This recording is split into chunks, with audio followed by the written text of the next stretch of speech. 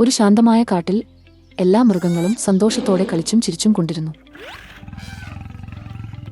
പക്ഷേ അവിടെ എല്ലായ്പ്പോഴും വിളിച്ചുകൊണ്ടിരിക്കുന്ന ഒരു മൃഗം മാത്രമുണ്ടായിരുന്നു. അത് നരിയായിരുന്നു. ഞാനാണ് വേഗമേറിയവൻ, ബുദ്ധിമാനായവൻ.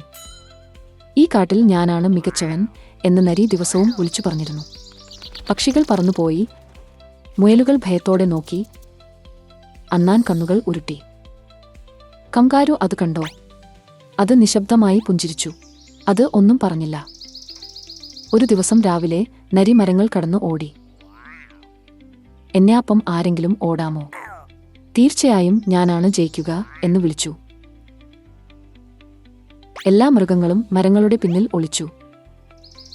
ആരും ഓടാൻ തയ്യാറായില്ല. അപ്പോഴാണ് കങ്കാരു അവിടെ എത്തിയത്. അത് പതുക്കെ മുന്നോട്ട് വന്ന് ഞാൻ ഓടും എന്ന് ശാന്തമായി പറഞ്ഞു. എല്ലാ മൃഗങ്ങളും അത്ഭുതത്തോടെ നോക്കി. നീ ഒരിക്കലും അഭിമാനിച്ച് സംസാരിക്കാറില്ലല്ലോ എന്ന് അണ്ണാൻ ആശ്ചര്യത്തോടെ പറഞ്ഞു.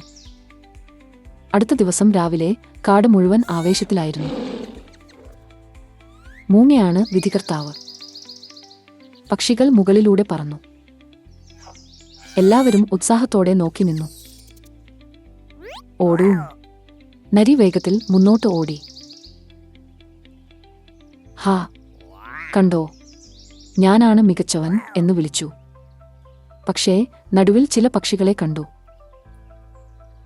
ഞാൻ എത്ര വേഗത്തിൽ ഓടുന്നു നോക്കൂ എന്ന് പറഞ്ഞു നിർത്തി അഭിമാനത്തോടെ സംസാരിക്കാൻ തുടങ്ങി. ആ സമയത്ത് കങ്കാരു ശാന്തമായി തുടർച്ചയായി ചാടിക്കൊണ്ടിരുന്നു. മന്ദഗതിയിൽ, സമമായി, നേരെ ലക്ഷ്യത്തിലെത്തി. നരി ലക്ഷ്യത്തിലെത്തുമ്പോഴേക്കും കങ്കാരു അവിടെ ശാന്തമായി പുഞ്ചിരിയോടെ നിന്നിരുന്നു. എല്ലാ മൃഗങ്ങളും കൈയടിച്ചു.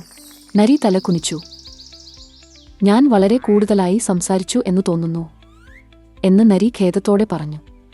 കങ്കാരു നരിയുടെ പുറത്ത് പതുക്കെ തട്ടി.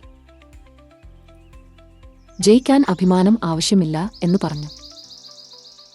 ആരും കാണുന്നില്ലെങ്കിലും ഹൃദയപൂർവ്വം പരിശ്രമിക്കുന്നതാണ് പ്രധാനം. ആ ദിവസത്തിനു ശേഷം നരി ഇനിയും വേഗത്തിൽ ഓടിയിരുന്നു. പക്ഷേ അല്പം കുറച്ച് സംസാരിക്കുകയും കൂടുതൽ കേൾക്കുകയും ചെയ്തു.